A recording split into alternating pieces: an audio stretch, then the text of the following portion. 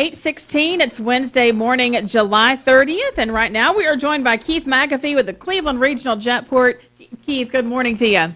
Well, good morning. How are you this morning, Bridget? We're doing well. Well, first of all, coming up this Friday was supposed to be the final food truck fly-in of the summer, and I know that has had to be canceled.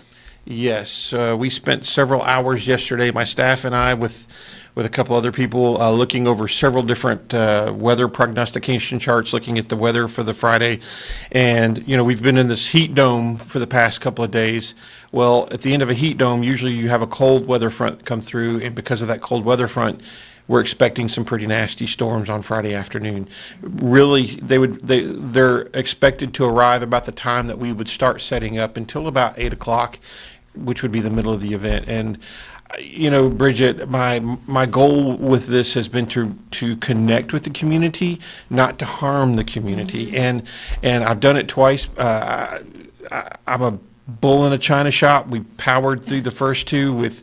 The first one was rain, you know, cats, dogs, pigs, goats, and everything else. And then the second one, I swear, it was the good Lord provided fireworks through amazing lightning at the airport. And I won't do that. It's not a good. It's not good to put people at risk. Airports are already a high risk area. Even though we make them safe, there's still a lot of thrill and things that go on around an airport. And I don't want people to come and associate the airport with every time we come there's bad weather or something like that. And we all know. I mean, my staff is really trying to support me and say, you know, Keith, you don't control the weather. And we all know that the talk of the town is this is the wettest, probably spring and summer.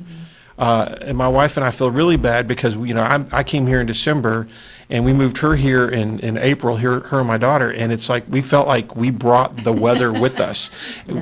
Every day it has rained in this city, you know, so. Well, I know that you guys really thought that through and made the best decision for everyone involved. So while we are disappointed we won't be able to be there, you know, events are not over at the Cleveland Jetport. You have a lot more coming down the pipe. Yes, my commitment still stands. My commitment is to connect the city to the airport and the airport to the city and the region, Bradley County and the county surrounding. I don't have a whole lot of details on them yet, but we do have a Halloween event planned. Think trunk or treat. And again, as much as we'll put security measures in place, we want Steve to be there, and you, of course, and I still suggest a shot collar for his birthday. You can use that. Yes. We also have a big Christmas planned. We are if you haven't been to the terminal, and quite honestly, what these events have done is open the eyes of the airport to the people of Bradley County and to Cleveland. And we've had families coming out and watching airplanes take off and just bringing their kids out and exploring this whole idea of aviation.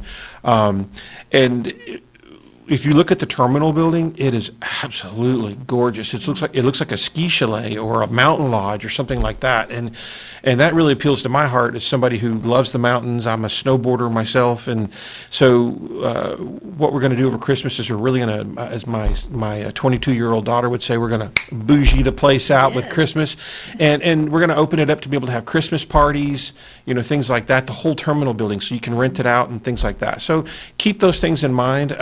And even though the summer events are over, we still invite the community to come out. You know, we've got snacks, areas where you can sit and just watch airplanes and have a good time.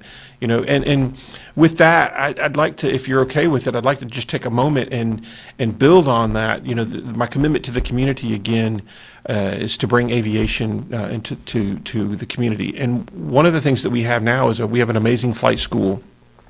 And I really want to talk about that for just a moment.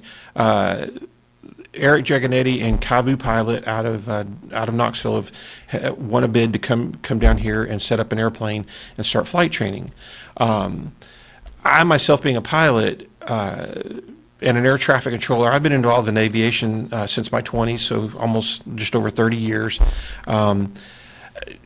Leonardo da Vinci says that for once you've tasted the flight, your eyes will always be skyward. And it's absolutely true. So what we wanted to do Kavu was going to be here with me today, but they had some flight training going on and they couldn't miss it, and some other flights.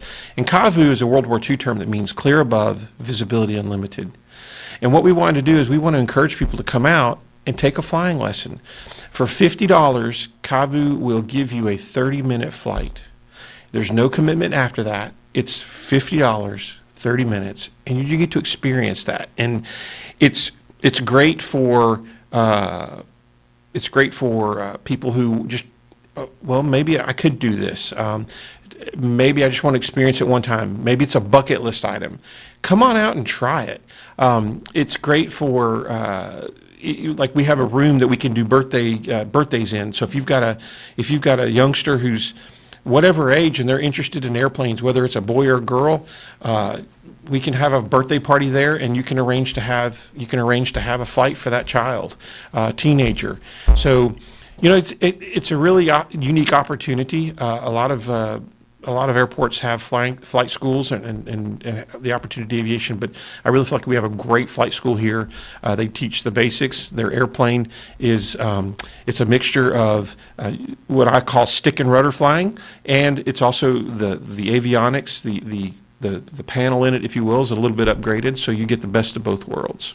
That's great. We're talking with Keith McAfee with the Cleveland Regional Jetport. What a great idea for someone. So if people are interested in flight school, what do they need to do? Well, they can call the airport. So the phone number is on our current website. The website, admittedly, is a little bit lacking, but we are in the process of upgrading it. I was at the airport until midnight last night with the photographer getting videos and pictures, so we're going to have the super snazzy website hopefully here within the next month or two. But just call the airport and we can get you all the information you need. And, it's there. The Kavu pilot out of Knoxville, that website also has information. Keith McAfee with the Cleveland Regional Jetport. Anything else you want to mention here before we go? Bridget, I just wanted, I know we pick on Steve a lot. He deserves it, but we pick on enjoy that. But you and Steve have been big supporters of the airport, and I just wanted to say thank you.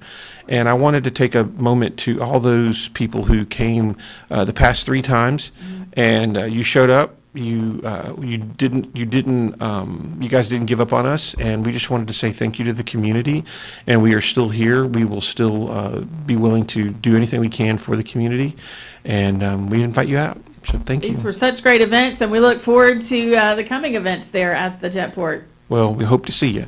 All righty. Keith McAfee, great.